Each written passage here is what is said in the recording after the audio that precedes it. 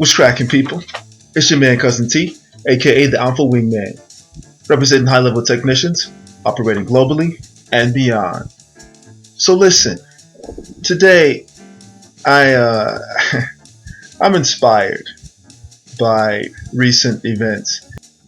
And you know, when I get inspired, that ASP Holy Ghost just stirs up within me. And instead of taking people to the hot house, shout out to the Patreon side, House of Tactician, I want to take you to the T-Talk Tabernacle.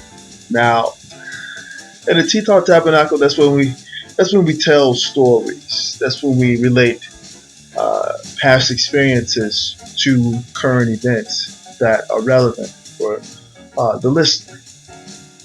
And today I wanted to relate a story that sort of corresponds to situations that are unfolding in the modern space. And so this is the story of how, with exotic dancer trends in Chicago, basically, you know, sometimes the male exotic dancers and female exotic dancers will get together with a collaboration. They'll pick a venue or whatever, promoters will promote, and it's called a lockdown. Now, it may just be a Midwestern term. I've not heard it used outside of the Midwest. But basically, what a lockdown party is, you know, the word goes out. There may be pub pluggers or whatever. This isn't put on radio or anything like that, but, you know, word of mouth and shit like that. So basically, there's a time frame of people coming in. And at a certain time, everybody who's in is in, and they lock the doors. That's why it's called a lockdown. The female dancers, they dance on one side of the venue. There is a barrier, like a wall or something like that, that divides the guests. And on the other side, the male dancers perform for the women. So basically, the male patrons all are on the side with the female dancers, female entertainers, and the female patrons are on the male side of the venue with the male exotic dancers. And in between where the barrier is are the bouncers. All you need is, you know, it's usually like an older lady or older man or whatever, minimal security at the door because the doors are locked. The majority of the bouncers are positioned at the barrier point between the two parties that are happening. This is because when men want to venture over to the female side to see to see how the women are reacting to the male dancers, the bouncers are given specific instructions not to allow the men over into the female side to mingle or whatever and participate in the females' activity as the female patrons are patronizing the male exotic dancers. However, the women are allowed to cross over to the men's side, the male side, to observe and participate in, you know, watching the female exotic dancers dance with the men on the men's side. The reason for this is because when men are allowed to observe women in a comfortable space, when a space that's specialized for women, where they're comfortable, where they're allowed to have their full nature on display, men lose their minds. And this has happened I've actually been at parties where you know, the management or the promoters will actually charge the men double. The few men, let me be clear, few men who feel as though they want to venture over to the female side and they're only you know, watching the women to see how they react to the alpha men who are dancing in front of him, and it never fails. The reason why men are not allowed over to see or observe the women in their space is because you inevitably get a man who is watching and clocking and literally dick watching the entertainer who's performing. And what's going through the guy's mind, the patron's mind, is he's comparing himself to the entertainer. And with this comparison, he is becoming self-conscious. And that self-consciousness is pulling up all those fucking memories of when he didn't make the varsity squad back in school, when he didn't get the girl back in school, when a girl went for the guy who had more charisma, who was the jock, the athlete, or whatever, the more popular guys in school. All that gets built up, and all of a sudden, the guy finds himself trying to fight the exotic dancer who is performing for the women, not for the men. Why do I bring up this story? Well, when we talk about self-improvement and the evolution of the act of guy gets girl or man gets woman, there's certain factions of the YouTube space, be it in the manosphere or not. There could be somebody who stumbled into this space, who's just having a reaction to certain things. When a content creator with the esteem of a Ron Wills, who has a long track record of building out successful results-driven systems, books, seminars, meet and greets, in-person coaching sessions, to whereas his clients have received net gains and positive outcomes from his work and his insights that he's gained, that he's amassed, that he's perfected in the dating and relationship space over the years. When a content creator of his caliber chooses to evolve his journey to encompass self-help, and he now starts to receive all types of backlash and negative feedback and all sorts of divisive and, quite frankly, unwarranted attacks by people who aren't even qualified to take out his trash. It, one, reminds me of why most men cannot be allowed to observe the true nature of women and the type of men that bring out that true nature. And two, it makes me sit back and observe in real time the type of crabs in a barrel mentality that is necessary to separate oneself from. Shout out to the select manosphere. We have a real-time example of content creators who started out in the dating and relationship space. In fact, content creators who started out and pioneered the PUA or the pickup artist community. People who are familiar with Tyler, with Real Social Dynamics, know what I'm talking about. Tyler was the man in the PUA community, doing seminars, doing flyouts, doing live coaching sessions, actually bringing in and building up new coaches who then went on to branch off into their own systems and their own companies and brands, including Mr. Madison. But then something happened. The same thing that happened in that particular space that happened with the popular former matchmaker Rebecca Lynn Pope. Two very different branches of man meets woman culture Tyler on one end of the spectrum with the PUAs, and Rebecca Lynn Pope on the other end of the spectrum with the matchmaking in person, people giving her money to literally put them together with a person who checks the boxes, so to speak. Both of them pivoted into the self-help space. Why is that?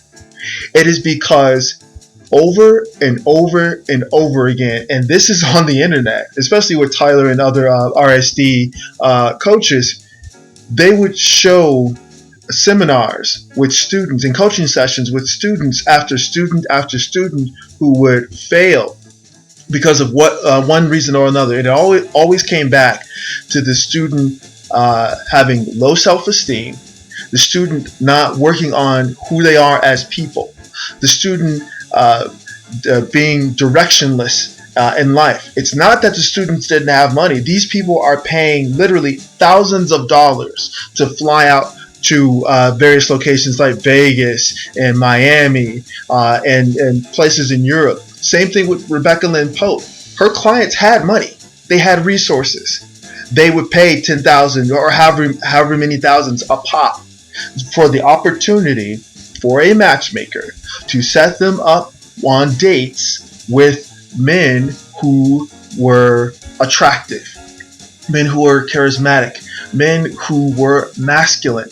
Yes, there was a component of money involved in the type of matches that Rebecca Lynn Pope's clients would be looking for, but the same thing that RSD Tyler noticed about his coaching clients, Rebecca Lynn Pope noticed about her coaching clients.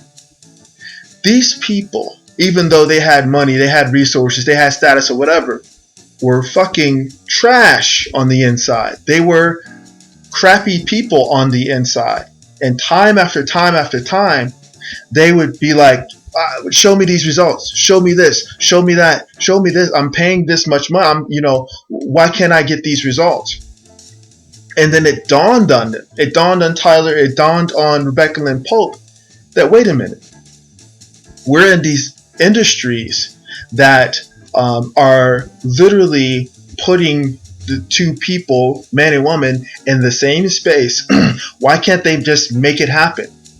It is because if you are underdeveloped, if you, as a man specifically, we'll get on women another time, but as a man specifically, if you have not been mentored, if you've not been coached, if you have not been in a space where you can heal from your traumas and grow past the things that happened in your past that are affecting you right now, it doesn't matter how much money you have, how many resources you have, how much status you have.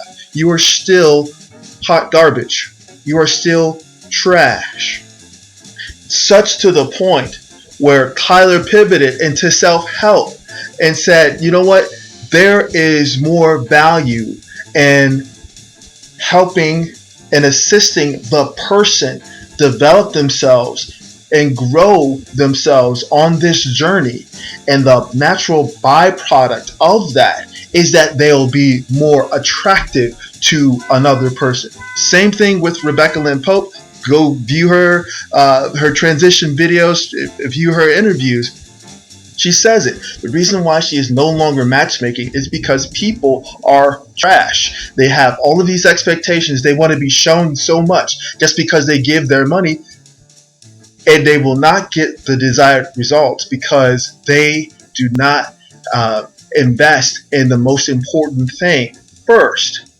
And that most important investment first is the investment in self. This is why self-help is so important and why it's exploding right now. People have finally figured out what men like Ron Wills, men like C. Boogie have been attempting to assist men with, young men, middle-aged men, and older men with this whole time.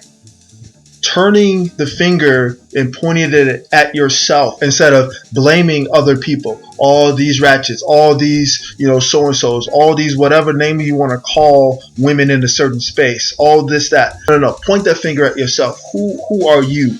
And because Ron Wills, because C Boogie are evolving into the self-help space, which is just a title for what they've been doing this whole time, building up demand.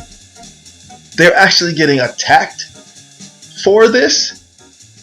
Monumental PUA coaches get to pivot into self-help, and they don't get the flack from their spaces. Monumental self-proclaimed dating, relationship, and matchmakers get to pivot and to evolve into self-help coaching, and they don't get the pushback in their space. Why is that? Because they, one, don't exist in spaces that would even have this crabs in a barrel mentality, and two, whenever they receive any type of negativity, they keep it pushing because they're mission focused. Their mind is on the forward trajectory. Ron Reels is a stand-up guy. Anybody who has the opportunity to get to know this gentleman outside of the YouTube space or outside of his website, in person or in a non-formal setting, will know within the first conversation that this is a real dude. This is a man who has gone through the steps that it takes to qualify to be able to instruct and to direct and to mentor and to teach other men, young, middle-aged, and older men, about how to manage their journeys in this space. Now, Ron Wills is a stand-up guy. He's a class act, and he's not the type to go back and forth with peasants like a lot of people, and he's to be commended for that. Myself, on the other hand, well, I was raised on the south side of Chicago. I've lived on the west side of Chicago. I've been through a lot of things. I've seen a lot of things. You got the shadow world, but you also got the underworld. And in the underworld, you know that the only thing that you have as a man are your nuts and your word. And I've had to deal with a lot of sleazeballs. I've had to deal with a lot of pieces of shit. And I know a piece of shit when I smell one. And I think that's what we're dealing with now. No, not just a piece of shit. We're dealing with a mountain of turds. No, let's see. Not a mountain of trash. That's what we got going on here. And the best thing to do with the mountain of trash, because you can't necessarily bury it, is to get a can of gasoline and light that bitch on fire. So let's do it like this. Let's not play games and suggest that the community is at stake with targeting content creators. Let's not use the youth of the community and their innocence, malleable minds as an excuse for you to be coming to this side of the space to dick watch another grown-ass man. Why don't you just be honest and pay your admission to come see the real show, the show that builds up the true qualities of a man, that as a byproduct allows him access to not only women in his community, if he so chooses, but women globally. The group of men who are going to present at the Self-Improvement Summit understand that any man can be taught how to get a woman. Any man can be taught how to attract a woman. Any man can be taught how to arouse a woman. But it takes work to develop you. It takes patience and investment to cultivate and build up the true self who is to become a real man. And that is what is going to be offered at this summit. It takes work to uproot all of the negative and toxic and traumatic influences that would push men to a space where they're even co-signing a mountain of trash. And I get it. It's entertaining watching somebody go after and try to get the attention of the popular guys in school, the guys that all the women wanted. And it's entertaining to watch the dumpster fire that is someone's attempt to bring down, so to speak, a man who's being positive, a man who's attempting to build other men. It's entertaining, but keep this in mind. The same community, the same young people that you claim to be protecting, that you claim to be helping, are watching, and they're waiting. They're watching, and they're waiting. Because the thing about young people is that they require proverbial food and shelter. And if all you're giving them is trash to satisfy them with, eventually, and especially now because it's the fucking winter time, eventually what they'll do is turn to that mountain of trash and light that bitch on fire. As always, this is your man Cousin T, aka the Alpha Wingman, saying stay sharp and mission focused. Later.